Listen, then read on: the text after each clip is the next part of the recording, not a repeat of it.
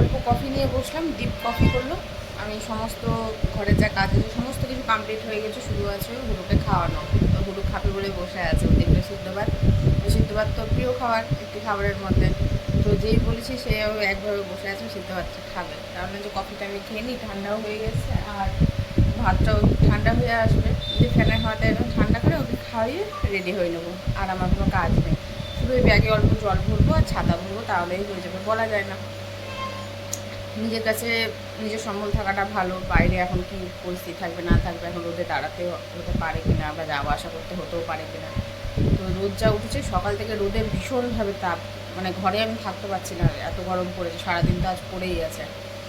ভোরবেলা ঘুমাতে পারিনি, এত গরম লাগছে, ছিটপিট করছিল গা দিয়ে।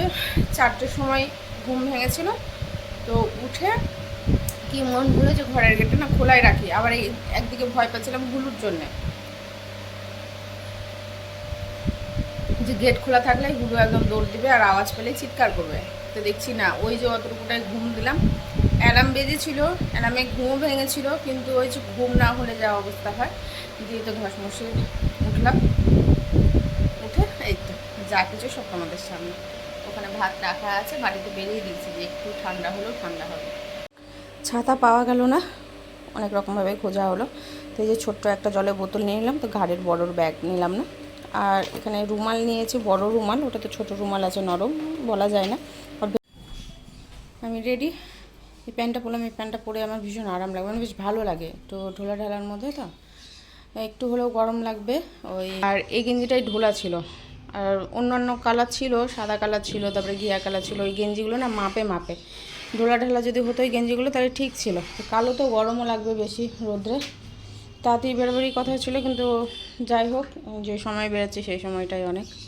দিব ওকে সমস্ত কিছু করে দিয়েছে, যে বাটি ভরে জল দিলাম, ঠান্ডা ঠান্ডা জল দিয়েছি, খেয়ে নাও। এখন বাজে 10টা, যেতে যেতে এখন 1.5 ঘন্টা লাগবে। যে ট্রাফিক, এই টাইমে প্রচণ্ড ট্রাফিক সিগনালে পড়বো। জানি না গতকাল রাত্রে আসতে এতটা লেট হয়েছিল কেন, 1 ঘন্টা লেগেছিল কেন তা আমার জানা নেই, কিন্তু এত তাড়াতাড়ি পৌঁছে যাব তা ধারণার বাইরে। আমাদের 11:30টার মধ্যে সমস্ত কিছু কমপ্লিট হয়েই গেছে, আর ঠিক 10টার মধ্যে এসে আমরা পৌঁছেই গেছি। লাইনে দাঁড়াতেই যা একটু সময় লেগে গেছে, লাইন একটুকু এগাচ্ছে না, জানি না কেন। তো পরবর্তীতে লাইন এগাবার কারণ হলো, গার্ড আসলো, গার্ড এসে সবার দেখলো, কাগজ মানে কার্ড যেটা টুকন দেখলো, তারপরে প্রেসক্রিপশন দেখলো, দেখে ভাগ করলো। একটা ডান দিকে যে রুম দেখতে পেলে দীপ দাঁড়িয়েছিল, সেই ডান দিকে রুমে কিছুটা করলো, আর কিছুটা যেখানে যারা দাঁড়িয়েছিল সেখানে। আমাকে বলছিল ডান দিকে, কিন্তু মানে শেষ মুহূর্তে ওটা আমার এবার লাইন আছে, জাস্ট আমি রুমে যাব, তখন বলছি। তা আমি বললাম যে না, আমি আর ওই রুমে যাচ্ছি না, আমি এখানেই দেখাবো। তো বললো আচ্ছা ঠিক আছে, এখানেই দেখাবো। তুমি কি নতুন? আনলাম হ্যাঁ, আমি তো আপনাকে জিজ্ঞেস করেই দাঁড়ালাম, আপনি তো বললেন এই লাইনে দাঁড়াতে, তো আমি দাঁড়িয়েছি। তো আমি ডক্টরকে বলছিলাম আমি কি হাজব্যান্ডকে ভেতরে ডাকতে, তো বললো না না, এত সুন্দর কথাবার্তা, এত সুন্দর ব্যবহার, মানে সত্যি ভাবা যায় না। খুবই মানে ব্যবহারটার জন্য আমার ভীষণভাবে ভালো লাগলো। পৌঁছে গেছি, কিন্তু সময় লাগলো লাইনে, ভীষণভাবে লেট হলো। লাইনটা আমার লাইনে যখন এসছে তখন লাইন ভাগ করতে শুরু করেছে। এখন বাজে 11:30, খুব তাড়াতাড়ি হয়ে গেল। এখন যাই। আসার সময় একদম গরম গরম শীতে আসলাম, যাওয়ার সময় গরম গরম শীত।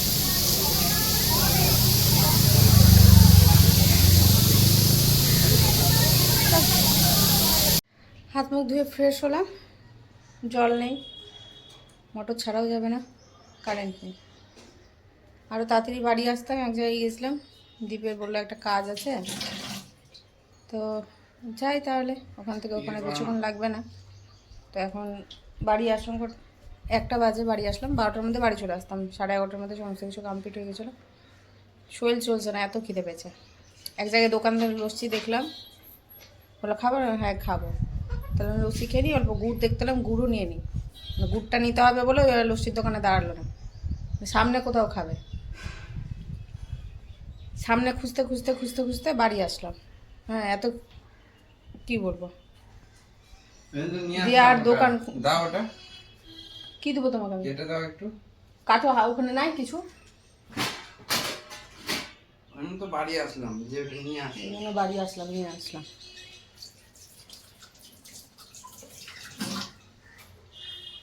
কারণ কারেন্ট আসবে, তারপর রান্না বসাবো। কারেন্ট আসলে জল নেই তো, ধুবো কীভাবে? চালটাও ভিজিয়ে দিয়ে যায়নি, ভিজিয়ে দিয়ে যেতাম তাহলে হয়ে যেত। তারপর ঝটপট করে উঠে ঘন্টাখানেকের মধ্যে কতগুলো কাজ সারলাম আমি। বাসন মাজলাম, ভাত বসালাম, ঘর ঝাড় দিলাম, জোরোকে খাওয়ালাম, রেডি হলাম, 1 ঘন্টার মধ্যে সমস্ত কিছু করলাম, অতগুলো কাজ করলাম। বিছানা ঝেড়ে টেড়ে আমি বললাম বিছানা ঝেড়ে নামো, ভুলে গেছে। যাই হোক, চালটা ভিজিয়ে গেলে কি বলতো, জলটা থাকতোই কিনা চালের মধ্যে রেখে দিয়ে যায়, সে একটু অল্প ফিল্টারে জল দিয়ে বসে ভাতটা অন্তত হয়ে যেত। কারণ কিছু করার নেই, আসুক, কতক্ষণে কারেন্ট আসবে ততক্ষণে রান্না বসাবো, চিন্তা নেই। জোরকে খাইয়ে চলে গেছি আমি, ওই জন্যই যা করি না কেন আমি ঘরের কাজ করেই বেরোই। তুই তাড়াতাড়ি আসবো তাও ভালো, দেরি হলে পরের কথা। দিক থেকে নিশ্চিত। এই জলটা কিসের আছে? ছোট ছোট বোতলটা এই মাত্রই বললাম, যেটা ব্যাগে করে নিয়ে গেছিলাম।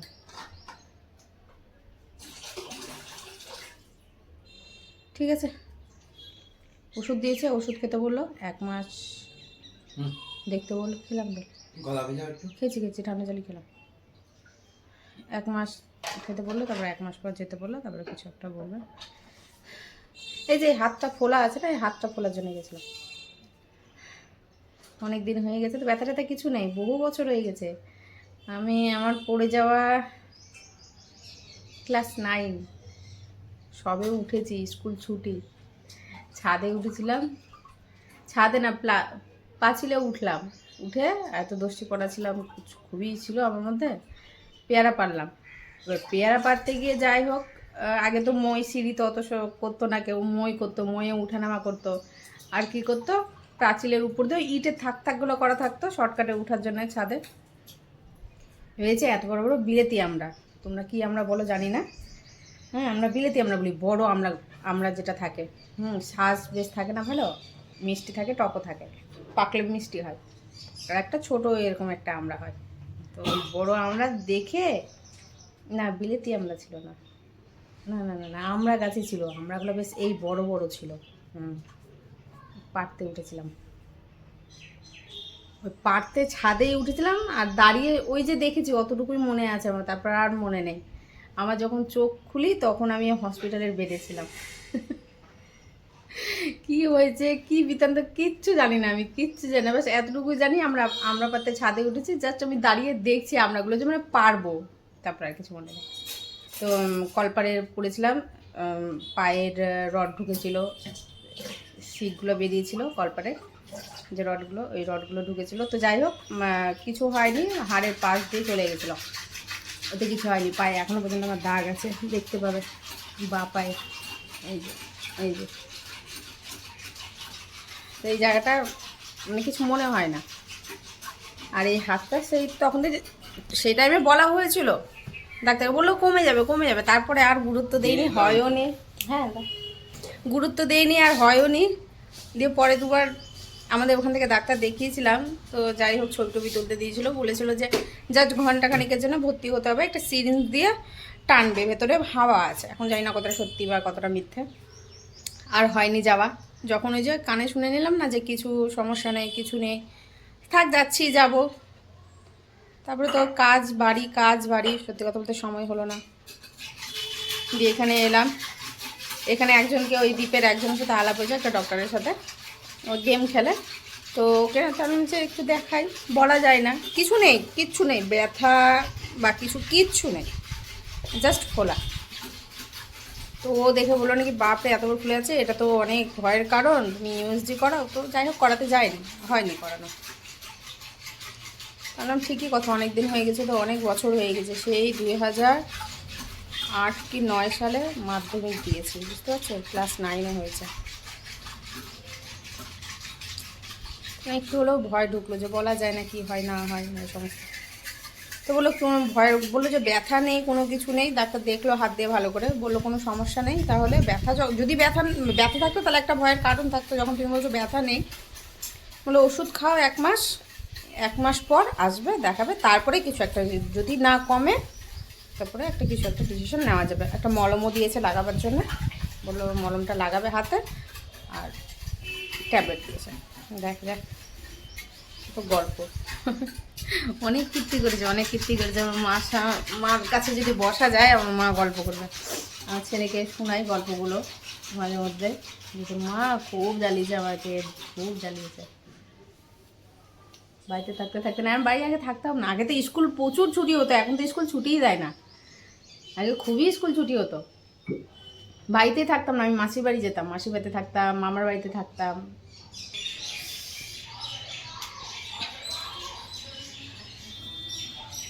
আর মাসির বাড়িতে বেশি থাকতাম, 7 মাইল মাসির বাড়ি ছিল, 7 মাইল, 7 মাইলে বেশি থাকতাম। মাছ ধরতো নৌকা করে, নৌকাতে সারাদিন কাটতাম রোদে, মাসিদের সাথে উঠতাম সেই রাত্রে। আর আগে তো সবাই সন্ধে পড়তে পড়তে খাওয়া দাওয়া করে ঘুমিয়ে পড়তো ওখানে না। তাহলে এটা তুমি নিয়ে নাও, আমাকে ওই চায়ের কাপটাতে দিয়ে দাও। তো গ্লাসে নিচ্ছ কেন? তো চায়ের কাপটাতে নিয়ে নাও না। মাসিরা ভোর রাতে সন্ধ্যা পড়তে পড়তে ঘুমিয়ে যেত, আর মাসি চুপ করে উঠতো, আমিও পেছন ধরবো তার জন্য। ভোর রাত্রে ওই ধান সেদ্ধ করতে দিত। এখন তো ধান সেদ্ধ তো যাই না গ্রামের সাইডে এখনও আছে কিনা, সেই চলতো। বেলা হয়ে যেত ধান সেদ্ধ করা, সেই তুষ দিয়ে ধান সেদ্ধ করতো। তুষ যে পুড়ে যেত, ছাই হতো, সেগুলোকে মাটিতে গর্ত করতো, দিয়ে পা দিয়ে তুষগুলো খুঁজতো, গুল তৈরি করতো।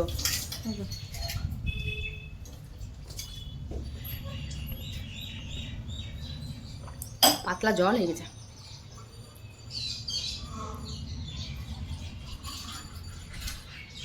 সবজি দিয়ে যেখানে ভাজা বসিয়ে দিয়েছি, ভাজা হয়ে গেছে। এবার জল দিয়ে দেবো, যা হয়েছে হয়েছে।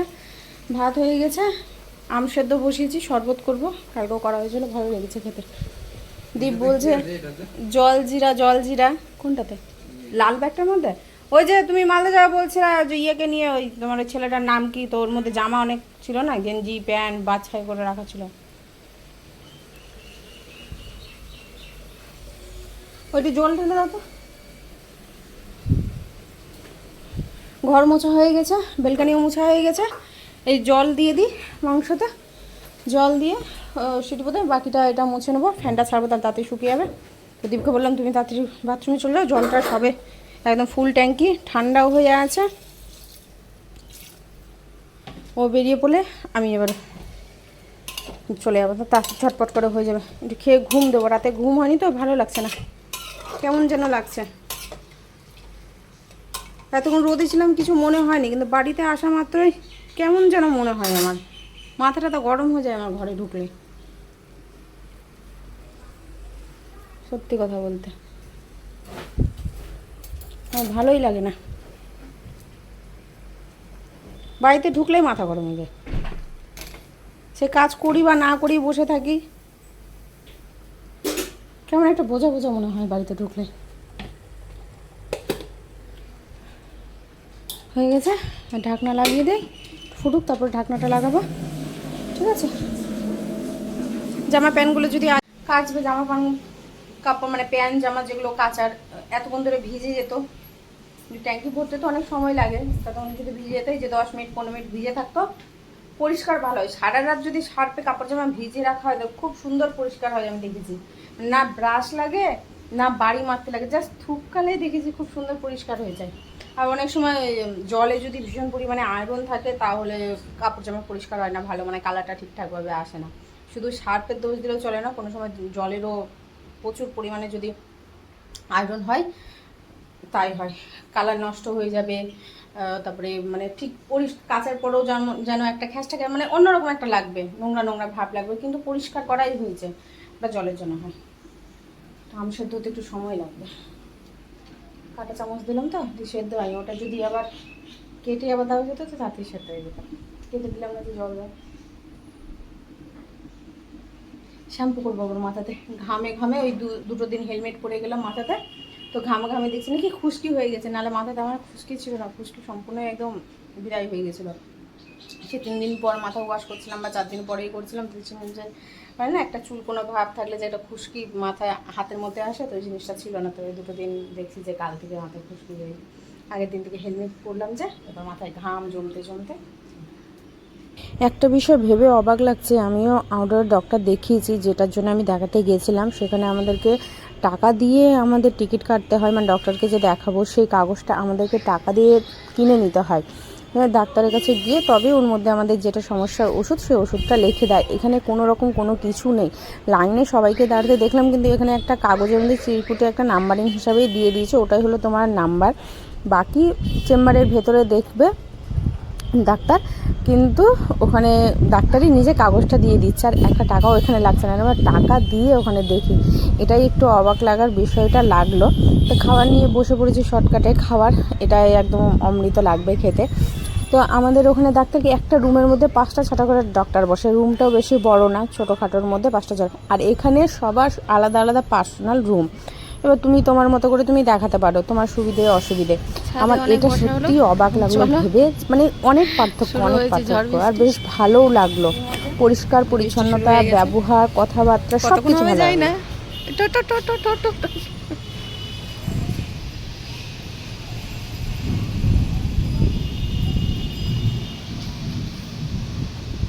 একজন অস্থির হয়ে যাবে। আমি ভেতরে আসছি না কেন, আমি ভেতরে আসছি না কেন? আমার এই ছেলেটার ভীষণ চিন্তা, কেউ চিন্তা করে না, কিন্তু এই ছেলেটা চিন্তা করে আমাকে নিয়ে। এই যে এই তো চলে এলাম আমি, হ্যাঁ আসতে চলে এলাম, চলে এলাম। কি মজা, হ্যালো থেমে গেল, থেমে গেল।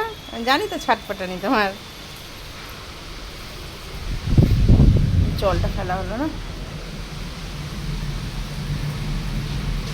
हमारी भूल।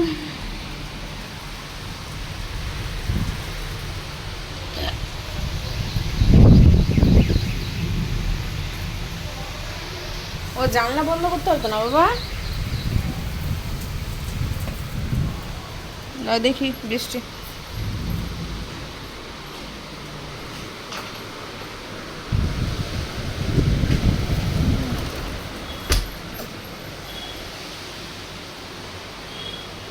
ওটা খোলা থাক, হ্যাঁ ওটা খোলা থাক। এই দিকটা বন্ধ করে দিন, আর টপের মাটিগুলো